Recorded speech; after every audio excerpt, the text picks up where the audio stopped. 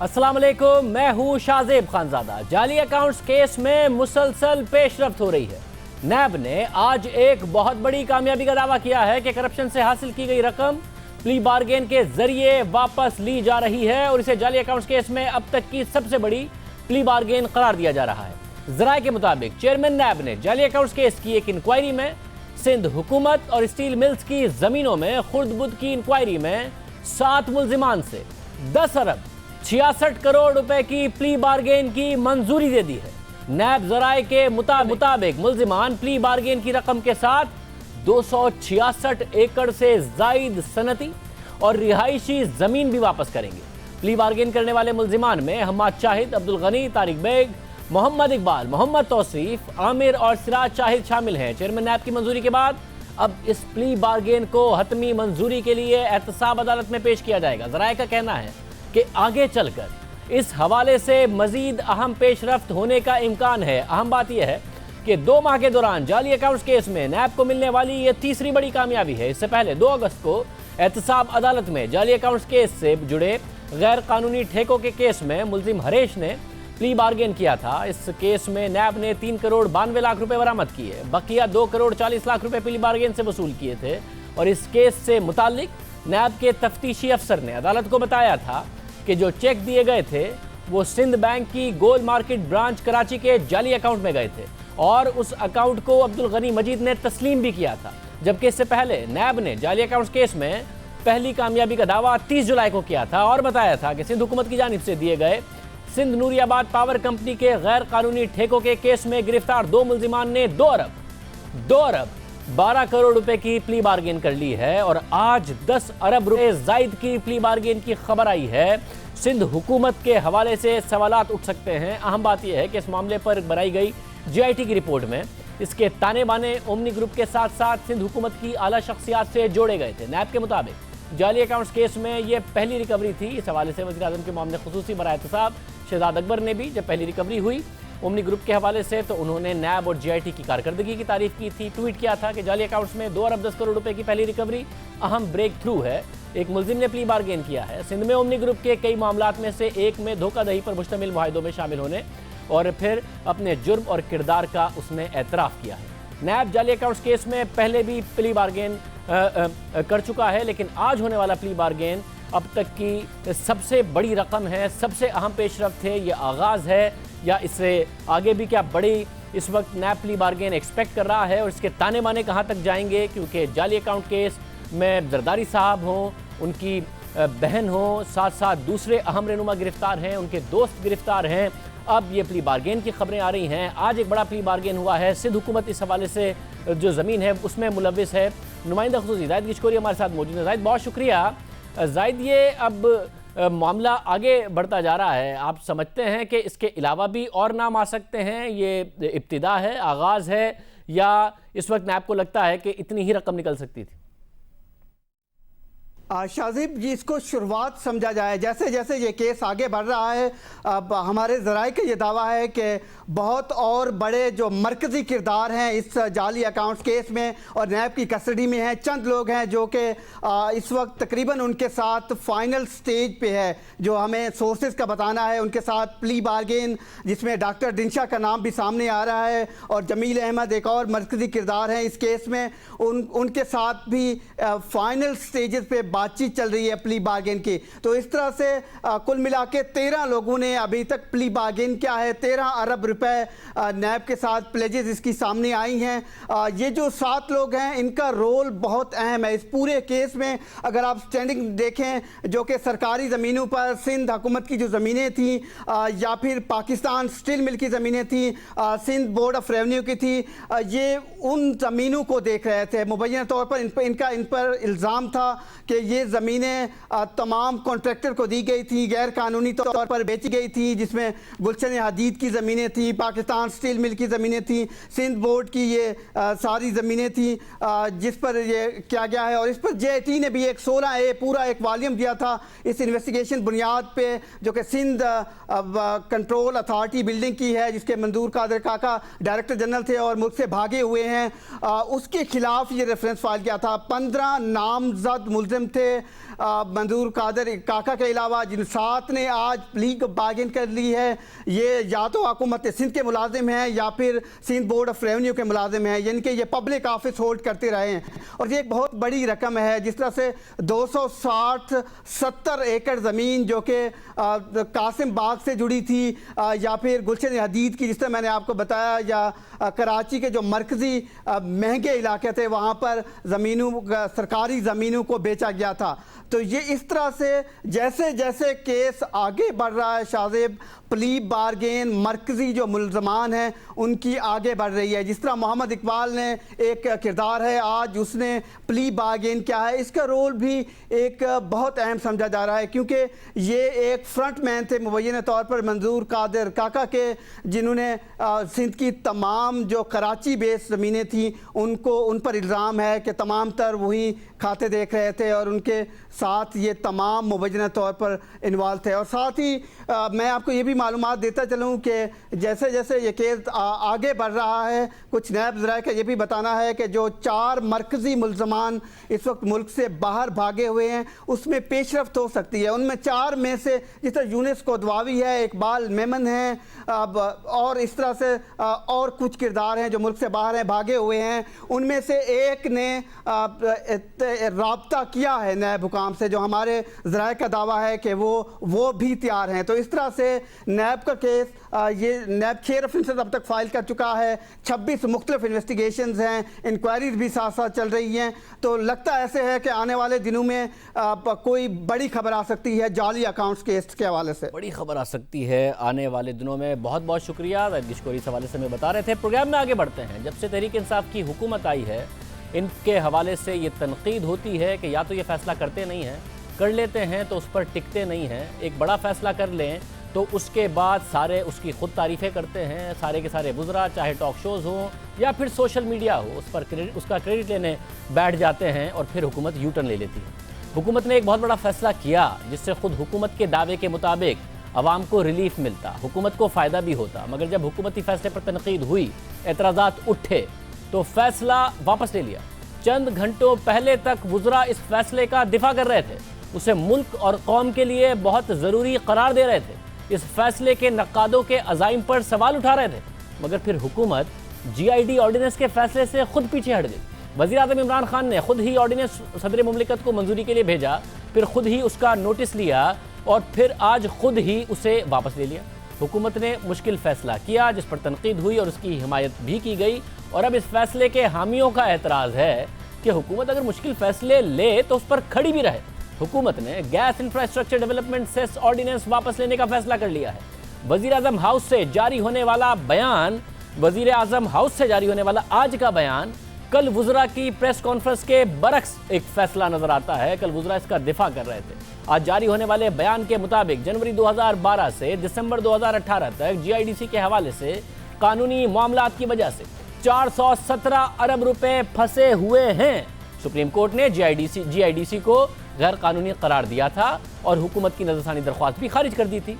नई कानून साजी की गई जिसको सूबाई हाई कोर्ट्स में चैलेंज किया गया। सुप्रीम कोर्ट में भी मुख्तलिफ अपीलें ज़ेर इल्तवा हैं। वज़ीर आज़म हाउस से आज जारी होने वाले बयान में मजीद कहा गया है कि ऑर्डिनेंस का मकसद अदालत के बाहर मुज़ाकरात के ज़रिए 50% रकम वसूल करना था, मगर हालिया तनाज़े पर शफाफियत यकीनी बनाने और अच्छी हुक्मरानी की मिसाल कायम करने के लिए ऑर्डिनेंस वापस लेने का फैसला किया है। और वज़ीर आज़म ने अटॉर्नी जनरल को GIDC मामले पर सुप्रीम कोर्ट से जल्द समाअत के लिए रुजू करने की हिदायत कर दी है ताकि मामले पर आइन और कानून के मुताबिक जल्द फैसला आ सके। इस बयान के मुताबिक वज़ीर आज़म कौम को बताना चाहते हैं कि अदालत जाने से फैसला खिलाफ आने का भी खतरा हो सकता है कि सारे पैसे हुकूमत को मिल जाएं और हो सकता है कि हुकूमत को कुछ भी ना मिले, बल्कि उल्टा जो 295 अरब रुपए हुकूमत ले चुकी है इन कंपनियों से वो भी वापस ना देने पड़ जाएं। सवाल यह है कि ख़तरा अगर इतना है तो वज़ीर आज़म इमरान खान ने क्या सिर्फ ऑपोजिशन और मीडिया के दबाव पर फैसला वापस ले लिया और हुकूमत को इतने बड़े ख़तरे का सामना करना पड़ेगा जिससे ख़जाने को अरबों रुपए का नुकसान हो सकता है? फैसला इतना अच्छा था कि ऑर्डिनेंस वापस लेते हुए भी उसका दिफा हो रहा है, तो फिर वापस क्यों ले लिया? वापस ले लिया तो उसके ख़तरनाक असरात से कौम को क्यों डरा रहे हैं? इतने खतरनाक असरात थे तो वापस ना लेते, या फिर ऑर्डिनेंस लाने से पहले शफाफियत को यकीनी बना लेते। ऑर्डिनेंस ले आए, इसका भरपूर दिफा कर लिया, नक्कादों पर कल तक तनकीद करते रहे, आज शफाफियत का कहकर ऑर्डिनेंस वापस ले लिया और वापस लेते हुए अवाम को खतरात भी बता रहे हैं। ये मामला अदालतों में था, अब फिर अदालतों में चला गया। 2011 में पीपल्स पार्टी की हुकूमत ने गैस पर GIDC लगाया तो गैस इस्तेमाल करने वाली कंपनियां अदालतों में चली गईं। फिर 8 साल बाद तहरीक इंसाफ की हुकूमत ने बड़ा फैसला किया कि गैस इस्तेमाल करने वाले सेक्टर्स ने GIDC की मद में 420 अरब रुपए देना है, मगर ये पैसे हुकूमत को मिले नहीं क्योंकि मामला अदालत में है। कंपनियों ने स्टे ऑर्डर्स लिए हुए हैं और एक पहले केस हुकूमत हार चुकी है, इसलिए इन सेक्टर्स को ये पेशकश दी जाए कि वो आधी रकम अदा करें और आधी रकम हुकूमत माफ़ कर देगी। इस तरह से हुकूमत को 208 अरब रुपए मिल जाएंगे, कानूनी जंग ख़त्म हो जाएगी, साथ ही GIDC की शरह भी कम कर दी जाएगी, जिससे गैस सस्ती हो जाएगी और ख़ास तौर पर किसानों को उसका फ़ायदा होगा क्योंकि खाद की कीमत कम होगी। फिर 27 अगस्त को हुकूमत ने जारी किया, मगर इस ऑर्डिनेंस पर तनकीद शुरू हो गई। फिर इसके बाद गुज़िश्ता रोज़ काबीना इजलास में फैसला किया गया कि इस ऑर्डिनेंस में फर्टिलाइज़र सेक्टर के फॉरेंसिक ऑडिट की शिक शामिल की जाएगी ताकि पता चले कि फर्टिलाइज़र कंपनियों ने, खाद बनाने वाली कंपनियों ने अगर किसान से टैक्स लिया है तो वो कितना लिया है और आगे हुकूमत को उसमें से कितना दिया है, ताकि इस बात का तयन हो सके कि जो कुछ अवाम से खाद बनाने वाली कंपनियों ने ले लिया वो माफ़ नहीं किया जाएगा। मगर सवाल ये उठा कि फॉरेंसिक ऑडिट का फैसला ऑर्डिनेंस लाने से पहले क्यों नहीं किया। फिर जब तनकीद हुई तो फिर ऑडिट का ऐलान क्यों किया। कल फॉरेंसिक ऑडिट का फैसला हुआ, इसका ऐलान हुआ और आज हुकूमत ने ऑर्डिनेंस ही वापस ले लिया। इस हवाले से मुशीर ख़जाना डॉक्टर हफीज़ शेख ने प्रेस कॉन्फ्रेंस में बताया कि हुकूमत इस मामले को सुप्रीम कोर्ट लेकर जा रही है। GIDC से मुतालिक हुकूमत जो भी फैसला करेगी उसमें 3 बातों का ख्याल रखा जाएगा। पहले ये कि वो कानून के मुताबिक हो, इसमें शफाफियत हो, तीसरा आवाम के फ़ायदे में हो। ऑर्डिनेंस लाने से पहले किन चीज़ों का नहीं ख्याल रखा गया था, ये सारे के सारे सवाल पैदा हो रहे हैं। अब वज़ीर आज़म शफाफियत की बात कर रहे हैं। हफीज़ शेख साहब की क्या सलाह दी? हुकूमत ने ये फ़ैसला किया है कि ये GIDC के बारे में सुप्रीम कोर्ट के हवाले की जाए और उनसे रिक्वेस्ट की जाए कि वो हुकूमत को गाइड करें इस सिलसिले में।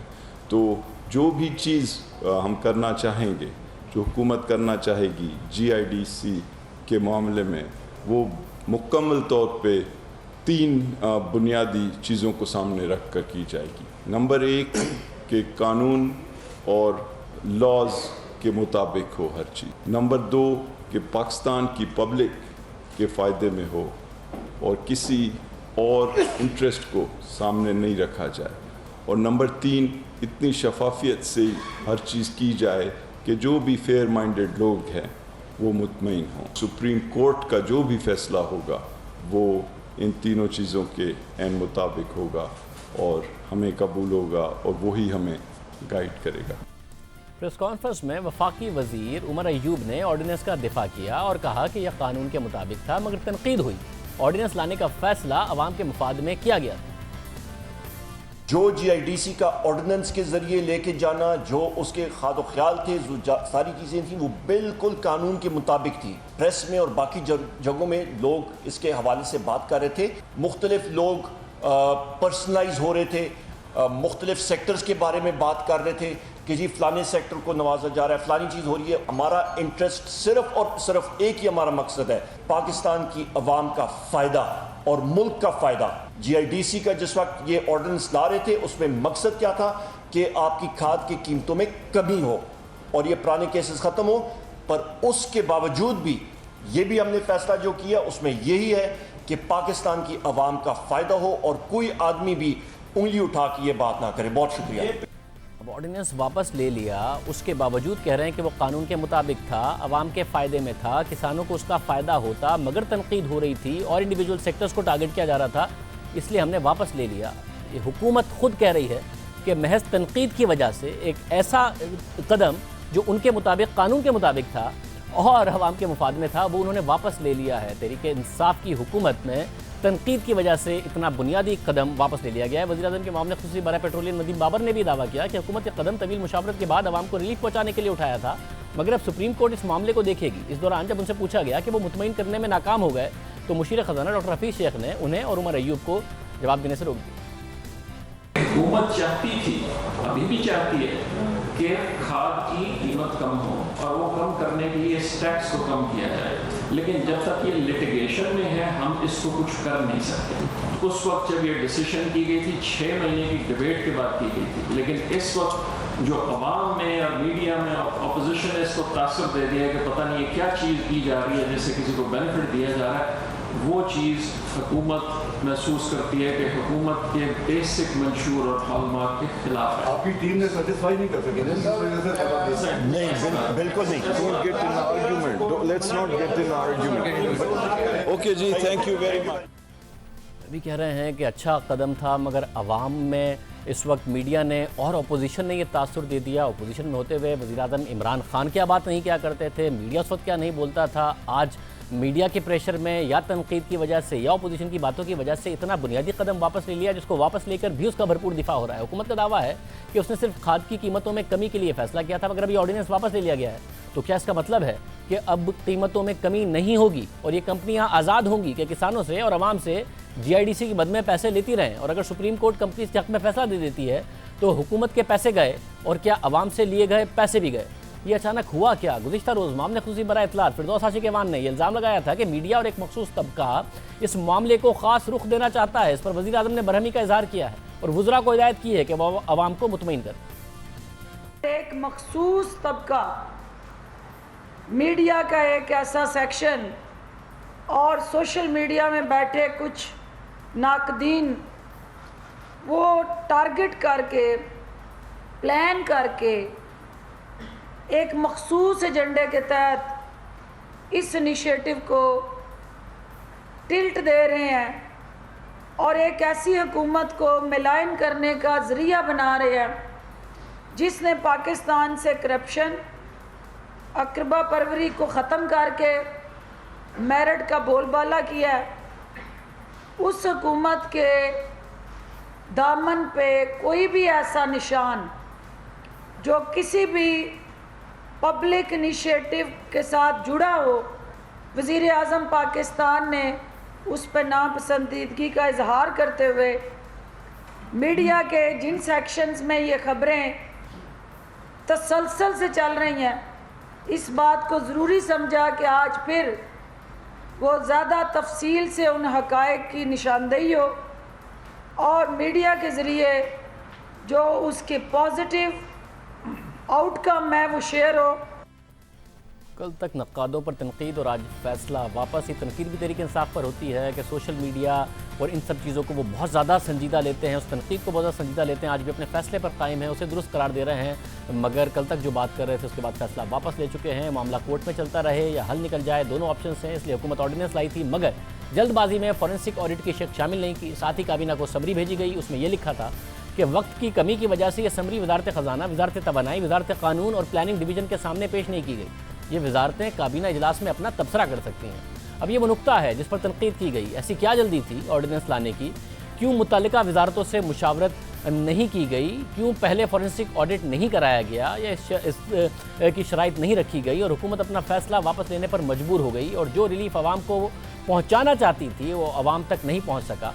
और क्या अब महंगाई की सूरत में, खाद की महंगाई की सूरत में किसानों को ये भुगतना पड़ेगा? मामला फिर अदालतों में चला गया। इस हवाले से बात करेंगे प्रोग्राम नया पाकिस्तान के मेज़बान, जिन्होंने इस इशू को बहुत तफसील से कवर किया है और बहुत ही मुतवाज़न उनका तज्ज़िया इस सारे के सारे मामले के हवाले से रहा है। और जो कल वुज़रा की ब्रीफिंग थी उसमें भी वो मौजूद थे। शहजाद इकबाल इस वक्त हमारे साथ मौजूद हैं, साथ ही इस स्टोरी को कवर करने वाले शहबाज राना, जो कल भी सवाल कर रहे थे वुज़रा से और उनका एक मुकालमा भी हो गया था फिरदौस आशिक ऐवान साहिबा से, वो भी हमारे साथ मौजूद हैं। आप दोनों का बहुत शुक्रिया। शहजाद इकबाल साहब, आप समझते हैं कि एक दुरुस्त फैसला था और जिस पर हुकूमत कायम रह सकती थी, मगर एक अच्छा फैसला बुरे अंदाज में किया और उसकी एग्जीक्यूशन ठीक नहीं की, मुतालिका वजारतों को एतमाद में नहीं लिया, जल्दबाजी में किया, जिसकी वजह से आज वापस लेना पड़ा और ये भुगतना पड़ा हुकूमत को?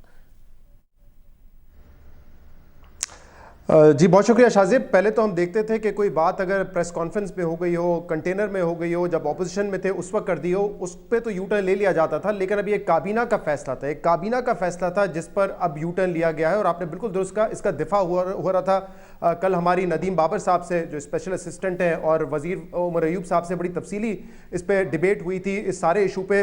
उस वक्त वो इसका दिफा कर रहे थे और एक बात उन्होंने कही थी जो बाद में उन्होंने प्रेसर में भी आके कही कि जो फॉरेंसिक ऑडिट वाली शेक है उसको अब हम नए ऑर्डिनेंस में शामिल करेंगे। तो इस पर यू टर्न वाज़ेह तौर पे लिया गया है और आप ठीक कह रहे हैं, ये मेरे ख्याल से जो वे आउट निकाला जा रहा था इसको मैं सपोर्ट करूंगा। इसको मैं सपोर्ट इसलिए करता हूं क्योंकि एक मामला लिटिगेशन में था, एक मामला डेडलॉक का शिकार था, कोई वे आउट नहीं था। ये तीसरी हुकूमत है जिसको इस लिटिगेशन का सामना था, लेकिन कोई वे आउट नहीं निकल रहा था। तो आइडिया तो बुरा नहीं था कि इसको out of the court settle करें और इस मामले को खत्म करें ताकि जो बैकलॉग है वो भी क्लियर हो, जिससे एक अनसर्टेनिटी थी इंडस्ट्री में वो भी खत्म होगी, हुकूमत पाकिस्तान को भी पैसा मिलेगा और फ्यूचर में जो हमने ये सेस लेना है उसके लिए भी एक राह हमवार हो जाएगी। और सबसे इंपॉर्टेंट बात जो आपने भी कही कि जो प्राइसिंग है वो भी हम डिटरमिन कर सकेंगे कि उस पर क्या करना है, क्या खाद की कीमत बढ़ेगी नहीं बढ़ेगी, उसको उस रेट को भी हमने रैशनलाइज करना था। वो सब अधूरा रह गया है और वो सिर्फ इसलिए क्योंकि एक अच्छे आइडिया को गलत तरीके से इंप्लीमेंट किया गया, जल्दबाजी में किया गया, बगैर किसी होमवर्क के किया गया। अब यहाँ पे आप देखिए, इस पे एक वाज़ेह मौक़िफ़ कल तमाम एंकर्स का भी था कि आप ऑर्डिनेंस में अगर डाल देते फॉरेंसिक ऑडिट की शिक तो क्या हो जाता। इस पे जो जवाब दिया उमर अयूब साहब ने वो बड़ा वो यकीनन ऐसा था जो मुतमईन नहीं कर सका। उन्होंने कहा किसी एक सेक्टर की बात नहीं करना चाहते थे हम, तो हमने उनसे कहा फिर आप अक्रॉस द बोर्ड कर देते कि जहां जहां जिस जिस कंपनी या सेक्टर के ऑडिट की जरूरत होगी उसका ऑडिट किया जाएगा, लेकिन वो उसमें शामिल नहीं किया गया। तो आप देख सकते हैं कि होमवर्क जो है बिल्कुल नहीं किया गया। कल इस बात पे जब सवाल हुआ कि क्या फार्मर से पैसा लिया है फर्टिलाइजर सेक्टर ने, उन्होंने कहा इसको तो ऑडिट के बाद पता चलेगा। बेहतर होता कि ये पहले पता कर लेते ताकि हमें पता होता कि आउटस्टैंडिंग लायबिलिटीज कितनी है। अभी तक तो हमें ये नहीं पता क्योंकि जो फर्टिलाइजर सेक्टर है वो कहता है 70% हम बेयर करते हैं, 30% जो है हम किसान से लेते हैं, जबकि हुकूमत पाकिस्तान का ये मौक़िफ़ रहा है, असद उमर साहब ये कह चुके हैं कि 400 रुपये पर बोरी फर्टिलाइजर पूरा का पूरा पास ऑन कर देता है फर्टिलाइजर पे।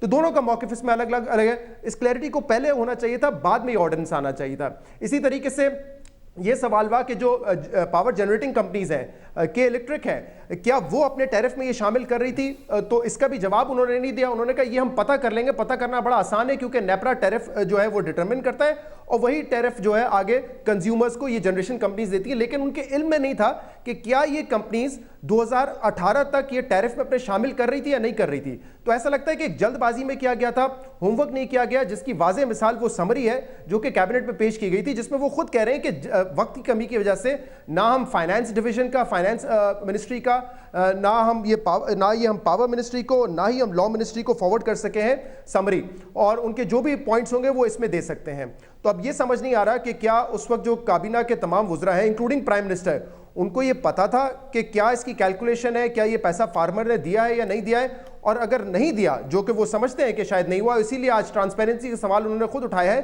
तो अब किसके इस पर अकाउंटेबिलिटी होगी क्या? उमर अयूब साहब से पूछा जाएगा जो कल तक इसका दिफा कर रहे थे, नदीम बाबर साहब से क्या पूछा जाएगा कि क्यों एक नॉन ट्रांसपेरेंट तरीके में ये आपने काम किया जिस पे प्रेसिडेंट ने ऑर्डिनेंस भी जारी कर दिया।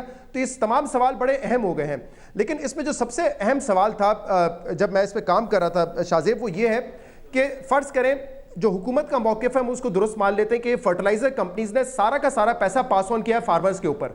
तो सवाल ये पैदा होता था कि अगर ये पास ऑन कर दिया उन्होंने फार्मर्स के ऊपर, तो फिर उनको 50% का डिस्काउंट और वेवर क्यों मिलना चाहिए?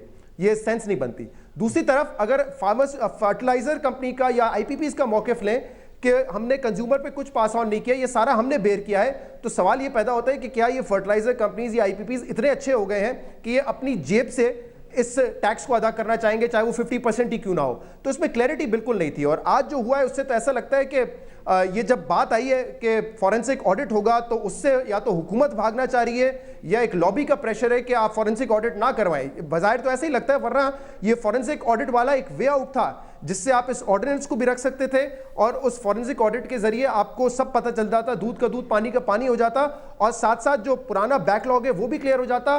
मूविंग फॉरवर्ड आपको ये पता होता कि अब सेस साहब ने कितना चार्ज करना है और किस किस इंडस्ट्री ने वो अदा करना है। मामला लिटिगेशन से निकल जाता था। लेकिन ये जो वे फॉरवर्ड था जिस पर कल हुकूमत कायम थी कि हम ये ऑर्डिनेंस में लेकर आएंगे, उससे भी पीछे हट गई है। शहबाज, आपको क्या लगता है ये एक दिन के अंदर अंदर क्या हुआ? कल प्रेस कॉन्फ्रेंस में आप भी थे गालिबन, वो सारे के सारे सवालात आपने इस पर स्टोरीज भी की हैं। एक अच्छा फैसला जो कि अच्छे होमवर्क के साथ हो सकता था, ऑडिट पहले करा लेते, साथ में मुख्तलिफ वजारतों का मौक़िफ़ ले लेते, वो जल्दबाजी में करने की वजह से वापस करना पड़ा, या आप समझते हैं एक बुरा ही फैसला था जिसको वापस किया, ठीक किया? शाहजेब साहब, पहली बात तो ये कि प्राइम मिनिस्टर साहब ने ये जो फैसला किया, मैं इसको वेलकम करूंगा। उसकी बुनियादी वजह ये है कि कहीं भी बात से यू टर्न लेना और एक ऑर्डिनेंस को जारी करके वापस लेना बहुत बड़ी बात है। और प्राइम मिनिस्टर का ये बहुत एक अच्छा फैसला, हमें इसको इनकरेज करना चाहिए इस चीज़ को कि अगर कुछ गलत हो गया था तो उसको ठीक करना। दूसरी बात ये कि मैं इस फैसले इनका जो था ऑर्डिनेंस के ज़रिए इस टैक्स को माफ़ करना, मैं इसके सरहन ख़िलाफ़ हूँ। इसकी वजह ये थी कि हुकूमत का जो 2015 का जो केस था, जिसके ऊपर आज असद उमर साहब ने जो कौमी असम्बली की कायमा कमेटी बराए ख़जाना उसकी मीटिंग हुई थी, जिसको वो चेयर करते हैं, उसमें भी उन्होंने ये बात कही कि जो फर्टिलाइजर्स हैं, जो GIDC की वजह से जो खाद की कीमत है वो 400 रुपये फ़ी बोरी इजाफा हुआ है। तो अगर 400 रुपये फ़ी बोरी इजाफा हुआ है तो 50% माफ़ करने से उनका ये ख्याल था कि ये जो बोरी है फ्यूचर में ये 200 रुपये सस्ती हो जाएगी, तो इस वजह से इस इशू को पुश कर रहे थे वो। यही वजह है कि मैं असद उमर की जो स्टेटमेंट है उसको ज़्यादा क्रेडिबल समझता हूँ बजाय कि नदीम बाबर साहब के या कोई दूसरे और शख्स के, क्योंकि एक तो वो एक बहुत बड़ी फर्टिलाइज़र कंपनी के CEO भी रहे हैं असद उमर साहब, और दूसरा इस इशू को वो बहुत अच्छी तरह समझते हैं और उनकी क्रेडिबिलिटी भी बेहतर है। इनका एक ऑर्डिनेंस के ज़रिए सारे इशू को लेकर आना, और ख़ास तौर पर इसमें जो फ़ायदा दिया गया वो फर्टिलाइज़र कंपनीज़ को सबसे ज़्यादा फ़ायदा दिया गया था, और यही एक झगड़े की वजह बनी है। नदीम बाबर साहब ने कल जो बात उन्होंने कही थी कि अगर IPPs ने जो आपके बिजली के सारिफीन हैं उनसे रिकवर किया है तो वो तो पता चल जाएगा और बाकियों का भी पता चल जाएगा। असल मसला था फर्टिलाइज़र कंपनियों का, और ये फर्टिलाइज़र कंपनी ने बिल्कुल चार्ज किया। हम असद उमर की स्टेटमेंट को इसको यहाँ पे हम उसको करेंगे, वैलिडेट करेंगे। दूसरा जो एक आज ही की कौमी असम्बली की कायमा कमेटी बराए ख़जाना की मीटिंग में जो MNA है मुस्लिम लीग नून के अली परवेज़ साहब, उनके 2-3 पॉइंट्स बड़े वैलिड थे। उन्होंने ये कहा कि हुकूमत को चाहिए ये था कि जितनी भी कंपनीज़ हैं जो इसके बेनिफिशरीज़ हैं उनकी लिस्ट वो जारी करते कि प्रिंसिपल अमाउंट उनका कितना माफ़ हो रहा है और लेट पेमेंट सरचार्ज कितना माफ़ हो रहा है। दूसरा उनका जो नुक्ता बहुत बुनियादी था जिसके ऊपर डॉक्टर नफीसा शाह साहिबा हैं जो पीपल्स पार्टी की MNA हैं, उन्होंने भी सपोर्ट किया कि इसमें काबीना के अंदर कॉन्फ्लिक्ट ऑफ इंटरेस्ट का एक एलिमेंट बहुत स्ट्रांग था। उनका ये कहना था कि एक जो अभी वफाकी वज़ीर हैं वो किसी स्टेज के ऊपर GIDC के केस में इन कंपनियों के वकील रहे हैं, कोर्ट केसेस में वो डिफेंड करते रहे हैं।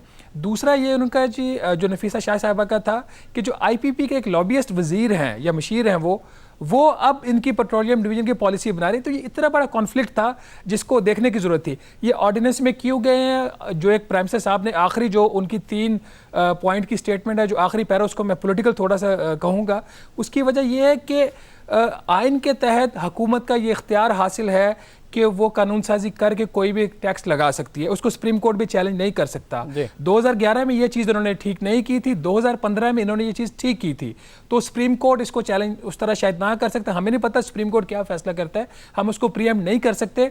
लेकिन जो मेरी इन्फॉर्मेशन है, हमारे जो रिपोर्टर हैं इसके सुप्रीम कोर्ट का, उनका ये कहना है कि इसके ऊपर टेक्निकल होल्ड है सुप्रीम कोर्ट की तरफ से, इसके ऊपर फाइनल फैसला नहीं है, ना ही कोई स्टे ऑर्डर इन राइटिंग आया हुआ है। उनका ये कहना है कि जी मगर शहजाद अब ज़ाहिर है वो डरा भी रहे हैं वज़ीर आज़म के ये फैसला खिलाफ भी आ सकता है, और ज़ाहिर है जो सेस लिया गया था वो गैस इंफ्रास्ट्रक्चर के लिए लिया गया था। अगर वो गैस इंफ्रास्ट्रक्चर के लिए नहीं इस्तेमाल दूसरे अपनी डेफिसिट फाइनेंसिंग के लिए दूसरे कामों में हो गया है, तो ये एक स्ट्रॉन्ग ग्राउंड हो सकता है अदालत में कंपनियों के पास। तो वज़ीर आज़म को वाकई अंदेशा, हुकूमत में ये कंसर्न है कि सारे पैसे ना चले जाएँ, 295 अरब भी ना वापस देने पड़ जाए। देखिए, क्योंकि शाजिब एक फैसला हुकूमत के खिलाफ आ चुका है। 2011 में ये फाइनेंस बिल के थ्रू आया था, तो 2014 में जो फैसला आया था सुप्रीम कोर्ट का वो कंपनीज के फेवर में था, हुकूमत के खिलाफ था। अच्छा, फिर 2015 में जब नून लीग की हुकूमत एक्ट लेकर आई जिसमें उन्होंने ये सरचार्ज वाली शिक भी डाली थी और 2-3 और चीज़ें करेक्ट की थी, उसको भी चैलेंज किया था कंपनीज ने। अब से कुछ देर पहले मैं देख रहा था के इलेक्ट्रिक के 2017 के एनुअल रिपोर्ट, तो जब इन्होंने चैलेंज किया ये 2015 वाला, जब ये पार्लियामेंट से एक्ट बन गया था, तो सिंध हाई कोर्ट का जो पहला फैसला था वो के इलेक्ट्रिक के हक में था, और उस फैसले में ये भी कहा गया था कि जो 4 अरब रुपए आपने अदा किए हैं सुई साउथ गैस कंपनी को, वो भी सुई साउथ गैस कंपनी आपको रिटर्न करेगी। तो वो फैसला के इलेक्ट्रिक के हक में आया था। फिर सिंध हाई कोर्ट के ही डबल बेंच ने जो फैसला था, पहला फैसला सिंध हाई कोर्ट का, उसको सस्पेंड कर दिया था। तो इसीलिए ये एक 50-50 केस था हुकूमत के लिए। जो पहले 147 अरब थे 2011 से 2014 तक, वो तो हुकूमत का क्लेम आप समझ लें उस पर जो था वो बहुत ही वीक था, वो तो मुमकिन है कि शायद कंपनीज के हक में चला जाता। लेकिन एक देखें, अहम बात यह है कि मसला रिजॉल्व करना है। पिछली 3 हुकूमतें नहीं कर सकी हैं, मामला लिटिगेशन में है। आज अगर ये तमाम लोग हम तनकीद कर रहे हैं और बिल्कुल ठीक कर रहे हैं कि फार्मर से 400 रुपए पर बोरी लिया जा रहा है, तो आज मुझे बताइए कि ये ऑर्डिनेंस वापस लेने के बाद क्या वो 400 रुपए आप हुकूमत पाकिस्तान क्या इन फर्टिलाइजर कंपनी से कम करवा सकती है? वो नहीं करवा सकती। वो तब तक नहीं करवा सकते जब तक कोर्ट का ऑर्डर नहीं आएगा। कोर्ट का ऑर्डर अगले 2 साल में आएगा, 3 साल में आएगा, हमें नहीं पता। कल को अगर यही फर्टिलाइजर कंपनी 200 रुपए मजीद बढ़ा दें, जो कि ये 1 जुलाई को बढ़ाने भी जा रही थी, क्योंकि जो कमर्शियल गैस की प्राइस में इजाफा हुआ था, इन फर्टिलाइजर कंपनी ने कहा था कि हम 200 रुपए बढ़ा देंगे। तो हुकूमत ने कहा कि आप ये 200 रुपए ना बढ़ाइए, हम आपके लिए जो काम कर रहे हैं वेवर पे, GIDC में आपको 50% का वेवर मिल जाएगा, तो आप ये कीमत ना बढ़ाइए। अब कल को फर्टिलाइजर कंपनी अगर 200 रुपए मजीद बढ़ा दे कि आपने गैस के टैरिफ बढ़ाए थे, हम कीमत बढ़ा रहे हैं, फिर आप क्या कर लेंगे? तो हमें फॉरवर्ड लुकिंग होना चाहिए, वे आउट निकालना है। ये बात बिल्कुल ठीक है, जहां कॉन्फ्लिक्ट ऑफ इंटरेस्ट है वहां ट्रांसपेरेंसी होना जरूरी है। लेकिन आपको पता होगा कि नून लीग ने भी जो CNG सेक्टर को ये मराद दी थी, तो वो भी इसी फॉर्मूले के तहत दी थी। तो आप ट्रांसपेरेंसी के साथ होमवर्क करके करें, लेकिन वे आउट तो निकालें कोई आगे। शहबाज, वे आउट कोई नहीं निकला और फिर फर्टिलाइजर सेक्टर को फायदा भी नहीं होगा। और आप समझते हैं वजीर आजम खुद जिस कंसर्न का इजहार कर रहे हैं, ऐसा ना हो कि हुकूमत को ही उल्टे देने पड़ जाएं और बहुत बड़ा नुकसान हो जाए। वो पता नहीं उन्होंने मीडिया पे और अपोजिशन के दबाव में फैसला कर लिया और फिर डरा भी रहे हैं साथ में। देखिए जी, इसमें मेरा जो ज़ाती ख्याल है, एक तो मैं लीगल साइड मेरी इतनी स्ट्रांग नहीं है, मैं इस पर खुल के कमेंट नहीं कर सकता। लेकिन जो अगर आप आइन को देखते हैं तो आइन में ये चीज़ बहुत वाज़ेह है कि आप टैक्सेशन कैसे कर सकते हैं। तो जब 2015 में वो सारे जो लवाजमात थे कानून के और आइन के, वो पूरे कर दिए गए हैं, तो उसके बाद कोई ऐसी वजह नहीं है कि ये सुप्रीम कोर्ट से केस उठ जाएगा। बाकी सुप्रीम कोर्ट क्या फैसला, हम कोई भी इसको प्रियम्प्ट नहीं कर सकते। मुझे इसमें से सिर्फ एक सवाल इनसे हुकूमत से ये पूछना है कि क्या कोई सुप्रीम कोर्ट ऑफ पाकिस्तान ने ऐसा स्टे ऑर्डर दिया है जो इस चीज़ को इनको मना करता है कि आप कंपनी से रिकवर नहीं कर सकते? अगर ये कंपनियां किसानों से ये पैसा ले रही हैं और आज तक ले रही हैं, जो इस चीज़ का सबूत इस चीज़ से आपको मिल जाता है कि 31 दिसंबर 2018 तक का 417 अरब है, जिसके ऊपर मैंने 208 अरब का फिगर निकाला था। अभी जो आपने कुछ अखबारात में 228 अरब रुपए का फिगर देखा है, वो जून तक का है। क्योंकि पैसा तो इकट्ठा हो रहा है GIDC का, वो कैसे इकट्ठा हो रहा है? क्या कोई स्टे ऑर्डर है? उधर से वो जो कंपनियां हैं वो जो अवाम से वो पैसा वसूल कर रही हैं और हुकूमत के खजाने में वो जमा नहीं करवा रही। इसका मतलब क्या? इसका मतलब ये है कि हमारे अंदर सरकार के, चाहे वो PMLN की थी या ये PTI की सरकार है, इनके अंदर ये पॉलिटिकल विल नहीं थी कि ये जो फैसला है, ये जो भी इशू है, इसको सुप्रीम कोर्ट में जाके इसको एक्सपेडाइट करने की रिक्वेस्ट करते हैं। बहुत शुक्रिया। जिस तरह अब वजीर आजम ने कहा है, अब देखते हैं कि एक्सपेडाइट होता या नहीं होता, रुख में आता है या नहीं आता, क्योंकि सवाल इस हवाले से उठता रहेगा। हुकूमत पर यह भी तनकीद हो रही है कि जो काम कर रहे हैं ऑर्डिनेंस के जरिए कर रहे हैं, पार्लियामेंट को इस्तेमाल नहीं कर रहे हैं, पार्लियामेंट जिससे कमज़ोर होती जा रही है, पार्लियामेंट की आवाज़ नज़र नहीं आ रही है। पाकिस्तान में यही तनकीद हुकूमत पर हो रही है। इमरान खान, वज़ीर आज़म इमरान खान जब अपोजिशन में थे तो उस वक्त नून लीग पर और उससे पहले पीपल्स पार्टी पर तनकीद करते थे कि पार्लियामेंट को मजबूत नहीं करते, वैसे ही फैसले कर लेते हैं। अब उन पर खुद पर तनकीद हो रही है, या तो खुद हो जाते हैं, ऑर्डिनेंस के जरिए हो जाते हैं, पार्लियामेंट बाईपास हो रही है। मगर पार्लियामेंट की ताकत क्या होती है? दुनिया की कदीम पार्लियामेंट इसका वाज़े इजहार कर रही है। एक मुआहदे ने दुनिया के एक अहम जमहूरी मुल्क को कशमकश में डाल दिया है और मामला पार्लियामेंट की मौतली तक जा पहुंचा है, जो बरतानिया में हर साल एक मामूल की बात है। मगर इस बार पार्लियामेंट की मौतली की टाइमिंग पर सवालात उठ रहे हैं और पार्लिमानी लीडर्स ने जमाती सियासत और अपने ज़ाती मुफादात को पीछे रखते हुए जमहूरी रिवायात बरकरार रखने के लिए अहम इकदाम उठाए और पार्लिमानी ताकत का मुजाहरा किया। बरतानिया में इस वक्त यूरोपीय यूनियन को छोड़ने से मुताल्लिक अहम बहस चल रही है, जिसने मुल्क के नुमाइंदों को जमहूरी इक़्तिदार और रिवायात को बचाने के लिए एक नए इम्तिहान में डाल दिया है। पार्लियामेंटेरियंस को एक नए इम्तिहान में डाल दिया है और वो आगे बढ़कर सामने आए हैं, मुल्क के वज़ीर आज़म के फैसलों के खिलाफ भी सामने आए हैं। बरतानवी पार्लियामेंट में इस वक्त नो डील ब्रेक्सिट के खिलाफ बिल पर बहस हो रही है, लेकिन इस बहस का आगाज़ कैसे हुआ उसके पीछे भी दिलचस्प कहानी है। बरतानिया के पास इस वक्त 31 अक्टूबर की डेडलाइन है और इस डेडलाइन के अंदर बरतानिया को किसी डील या बगैर डील के यूरोपीय यूनियन को छोड़ना होगा। 3 साल पहले बरतानिया में यूरोपीय यूनियन में रहने या उसे छोड़ने पर रेफरेंडम हुआ। अवाम की अक्सरियत ने यूरोपीय यूनियन छोड़ने पर वोट दिया, जिसके बाद उस वक्त के वज़ीर आज़म डेविड कैमरून को इस्तीफ़ा देना पड़ा। फिर थेरेसा मे बरतानिया की वज़ीर आज़म बनी ताकि ब्रेक्सिट मुआहदे को मंतकी अंजाम तक पहुँचाएँ। उन्होंने यूरोपीय यूनियन से डील की कोशिशें की, मगर 3 बार कोशिशों के बावजूद वो डील पार्लियामेंट से मंजूर ना करवा सकी, उन्हें भी जाना पड़ा। जिसके बाद कंजर्वेटिव रहनुमा बोरिस जॉनसन बरतानिया के वज़ीर आज़म बने और उन्होंने ऐलान किया कि वो किसी डील के साथ या डील के बगैर 31 अक्टूबर तक यूरोपीय यूनियन को किसी भी हालत में छोड़ देंगे। मगर इसमें सबसे बड़ी रुकावट बरतानिया की अपोजिशन जमात लेबर पार्टी है, जो कानून साजी के तहत 31 अक्टूबर की डेडलाइन को मज़ीद तोसी देना चाहती है और मामले को 31 जनवरी 2020 तक ले जाना चाहती है और डील के साथ यूरोपीय यूनियन से अलग होने की ख्वाहिशमंद है, क्योंकि लेबर पार्टी का मानना है कि बिना डील के यूरोपीय यूनियन को छोड़ना बरतानवी मईशत को बड़ा नुकसान पहुंचा सकता है। मगर अपोजिशन जमात की इस ख्वाहिश को उस वक्त धचका लगा जब बरतानवी वजीर आजम ने गुज़िश्ता दिनों पार्लियामान की मअतली का ऐलान कर दिया और मलका बरतानिया को पार्लियामेंट मअतल करने की दरख्वास्त की, जो मलका बरतानिया ने मंजूर कर ली और हुक्म दिया कि पार्लियामान 9 सितंबर से पहले मअतल नहीं हो सकती और ना ही 12 सितंबर के बाद बरकरार रह सकती है। अब अहम बात यह है कि बरतानवी पार्लियामेंट की मअतली 5 हफ्तों के लिए होगी, यानी 12 सितंबर के बाद बरतानवी पार्लियामेंट के इजलास मअतल हो जाएंगे। 5 हफ्तों के बाद यानी 14 अक्टूबर को जब मलका बरतानिया खिताब करेंगी, उसी दिन के बाद बरतानवी पार्लियामेंट दोबारा बहाल होगी। लेकिन दिलचस्प बात यह है कि पार्लियामान की बहाली के बाद जो पार्लियामान का एजेंडा है वो हुकूमत के पास चला जाएगा और अपोजिशन को यूरोपीय पार्लियामेंट छोड़ने की डेडलाइन में तोसी के लिए, कानून साजी के लिए वक्त नहीं मिल सकेगा और 31 अक्टूबर गुजर जाने के बाद खुद ब खुद बरतानिया यूरोपीय यूनियन से अलग हो जाएगा और इस तरह उस वक्त अपोजिशन के पास यूरोपीय यूनियन छोड़ने की डेडलाइन में तोसी के लिए कानून साजी करने में सिर्फ 7 दिन बच जाते हैं और यहीं से बरतानवी पार्लियामेंटेरियंस का इम्तिहान शुरू हुआ।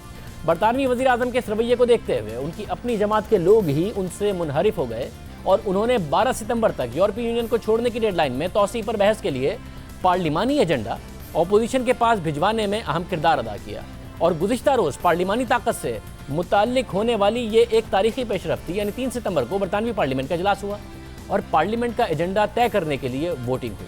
पार्लियामेंट की अक्सरियत हुक्मरान जमात कंजर्वेटिव के पास थी और उनके वज़ीर आज़म कॉन्फिडेंट थे कि वो आसानी से अपना काम करा लेंगे, मगर अक्सरियत होने के बावजूद बोरिस जॉनसन की जमात को शिकस्त हुई क्योंकि उनकी जमात से 21 अरकान पार्लियामेंट ने नो ब्रेक्जिट डील पर बहस करने के लिए अपोजिशन जमात का साथ दिया। सिर्फ यही नहीं, कल के इजलास में वज़ीर आज़म बोरिस जॉनसन की तकरीर के दौरान ही उनकी अपनी जमात के रहनुमा अपनी नशिस्तों से उठे और अपोजिशन जमातों की नशिस्त पर बैठ गए, यानी मुल्क के एक मसले पर हुक्मरान जमात पार्लियामेंट के अंदर ही अपनी अक्सरियत खो बैठी और ये सब दुनिया के सामने हुआ। पार्लियामान का एजेंडा अपोजिशन के पास चला गया। इस मामले पर पार्लियामान के स्पीकर पर तनकीद की गई कि उन्होंने इस तहरीक पर बहस की मंजूरी क्यों दी, जिस पर स्पीकर ने इजलास के दौरान वज़ीर आज़म को सख्त जवाब दिया और मौक़िफ़ अख्तियार किया कि वो बिना किसी एहसान और बिना किसी खौफ के अपना काम करते रहेंगे। जिन हुकूमती अरकान ने हुकूमती पॉलिसी के खिलाफ वोट दिया, बरतानवी वज़ीर आज़म ने उन्हें पार्टी से निकाल दिया। साथ ही कल वोटिंग के दौरान शिकस्त पर बरतानवी वज़ीर आज़म का कहना था कि अगर नो डील ब्रेक्जिट को रोकने के लिए कोई बिल पेश किया गया तो वो जल्द इलेक्शन की कॉल दे देंगे। मगर अब अहम बात यह है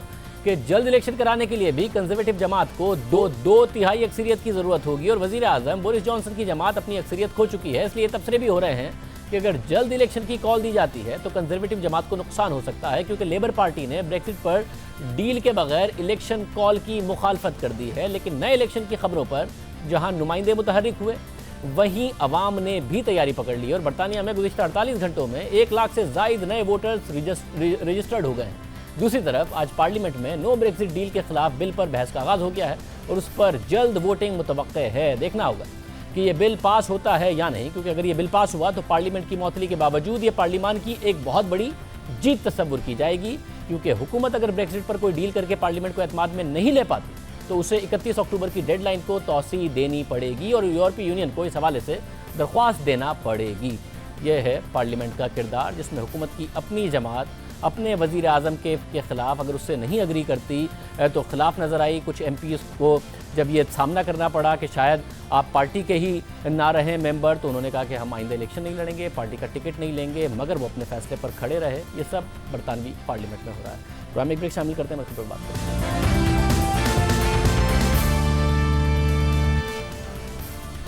इस वक्त इस्लामाबाद सिफारती सरगर्मियों का मरकज़ बना हुआ है। कश्मीर के मामले पर दोस्त ममालिक मुतहर्रिक दिखाई दे रहे हैं। आज अहम दोस्त ममालिक सऊदी अरब और मुत्तहिदा अरब अमारात के वज़ीर ख़ारजा एक साथ पाकिस्तान आए, अहम मुलाकातें की।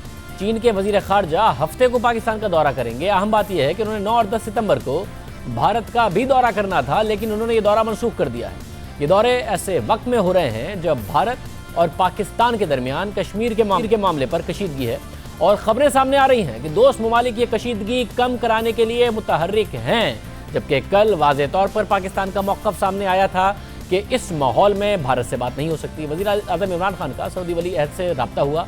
आज सऊदी अरब के वज़ीर मुमलिकत बराए ख़ारजा आदिल अल जुबैर और मुत्तहिदा अरब अमारात के वज़ीर ख़ारजा शेख अब्दुल्ला बिन ज़ायद अल नहयान एक साथ पाकिस्तान पहुँचे। उन्होंने वज़ीर आज़म इमरान खान, वज़ीर ख़ारजा शाह महमूद कुरैशी से मुलाकातें की। वज़ीर आज़म से मुलाकात के बाद जारी इलामी में कहा गया कि सऊदी अरब और मुत्तहिदा अरब अमारात कशीदगी में खात्मे में मदद के लिए राब्ते में रहेंगे। खित्ते की सूरत हाल से मुताल्लिक ये अहम मामला है। इसी सिलसिले में अहम दौरे हो रहे हैं। क्या क्या आज बातें हुई, किस हद तक पाकिस्तान ने अपना मौक़िफ़ दिया, वो पैगाम उन्होंने पाकिस्तान से लिया या वो पैगाम देने आए थे। वज़ीर ख़ारजा शाह महमूद कुरैशी हमारे साथ मौजूद हैं। शाह साहब बहुत शुक्रिया। शाह साहब, आमतौर पर ख्याल किया जाता है कि जब पाकिस्तान के जो दोस्त अरब ममालिक हैं उन वहाँ से कोई आए तो वो आमतौर पर पैगाम देने आता है। तो ये सरबराहान ये वज़ीर ख़ारजा आए तो पैगाम देने आए थे या पैगाम लेने आए थे? आप लोगों ने कोई मैसेज दिया है? सच्ची बात है, मैसेज हमने दिया। वो तो सुनने के लिए आए थे और जानना चाहते थे कि पाकिस्तान का मौक़िफ़ क्या है और सारी सूरत हाल पर का जायजा लेने आए थे। तो नशिस्त हुई दफ्तर ख़ारजा में, डिटेल नशिस्त हुई। मैंने सारी सूरत हाल उनके सामने रखी। हमारी सोच क्या थी, हम चाहते क्या थे, इनका रवैया क्या हुआ, 5 अगस्त के बाद सूरत हाल में तब्दीली क्या आई और मुस्तकबिल में हम क्या देख रहे हैं। तो मैंने उनसे अर्ज किया, सारा बताया। वज़ीर आज़म से उनकी मुलाकात हुई और फिर वो आर्मी चीफ से भी मिले और फिर उनके बाद उन्हें रवाना होना था। कोई यकीन दहानी कराई गई उनकी तरफ से? क्योंकि ज़ाहिर है ये तनकीद होती रही है कि वो भारत के बड़ा करीब हैं। इस पूरे कश्मीर के वाक़े के बाद भी मुत्तहिदा अरब अमारात की तरफ से नरेंद्र मोदी को नवाजा गया, वज़ीर आज़म मोदी को। तो ये ख्याल किया जाता रहा कि वो बड़ा करीब है। ख़ुद वज़ीर आज़म ने अपनी तकरीर में कहा कि जो मुसलमान ममालिक इस वक्त साथ नहीं दे रहे वो भी एक दिन साथ देंगे। वाज़ेह तौर पर उनका इशारा भी इसी तरफ नज़र आ रहा था। तो कोई यकीन दहानी उन्होंने कराई है कि आने वाले दिनों में इस एक इशू पर वो साथ देंगे आपका मौक़िफ़ सुनने के बाद? मैं आज आपको बिल्कुल ये तसल्ली देना चाहता हूं कि इंशाअल्लाह, चाहे न्यूयॉर्क का कश्मीर का कॉन्टैक्ट ग्रुप का इजलास हो, चाहे पाकिस्तान ने OIC का स्पेशल इजलास बुलाने का फैसला किया, भरपूर तरीके से आप हमारा साथ भी देंगे और हमारे साथ खड़े आपको दिखाई भी देंगे। मगर शाह साहब, अभी ज़्यादा दूर की बात नहीं है। जब सुषमा स्वराज साहिबा को OIC में बुलाया गया तो पाकिस्तान ने एतराज़ किया। पाकिस्तान ने कहा वो आएंगी तो हम नहीं आएंगे, हम नहीं गए। सुषमा स्वराज साहिबा वहाँ गई, तकरीर भी की, ज़बरदस्त तरीके से उनको वहाँ पर रिसेप्शन मिला।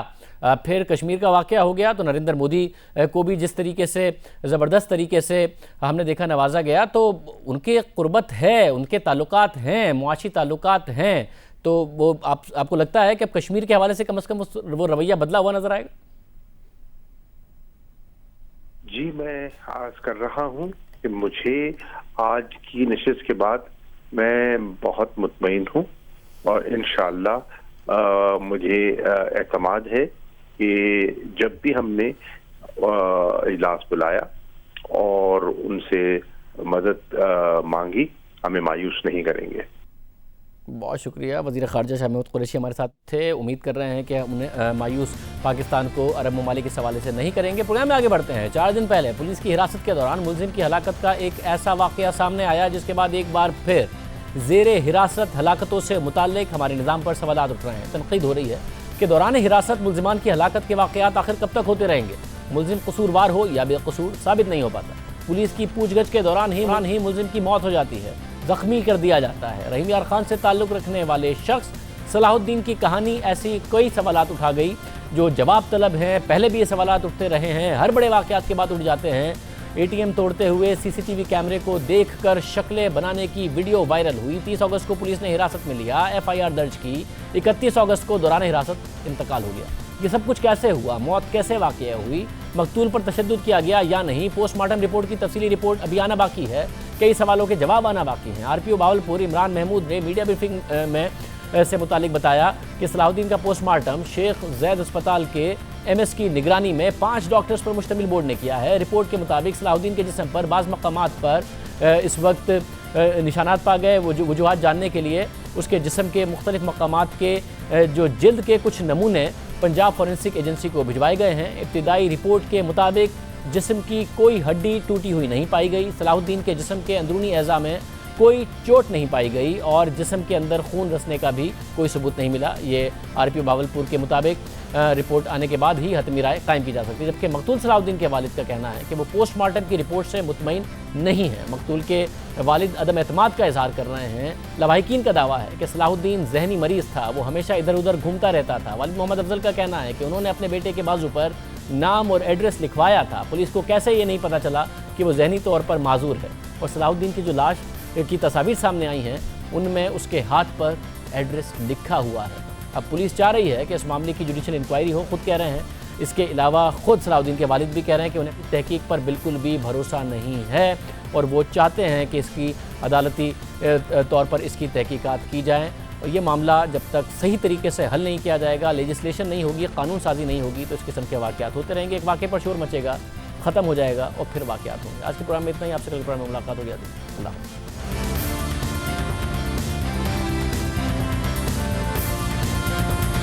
मुझे तो आप जानते ही होंगे, मेरा नाम है मिस्टर जिम। अरे अभी तक आपने मेरा चैनल सब्सक्राइब नहीं किया? अरे भाई फौरन सब्सक्राइब बटन पे क्लिक करके मेरा चैनल सब्सक्राइब करें और हाँ, बेल आइकन पर लाजमी क्लिक करें ताकि आपको मेरी आने वाली तमाम वीडियोस की अपडेट मिलती रहे।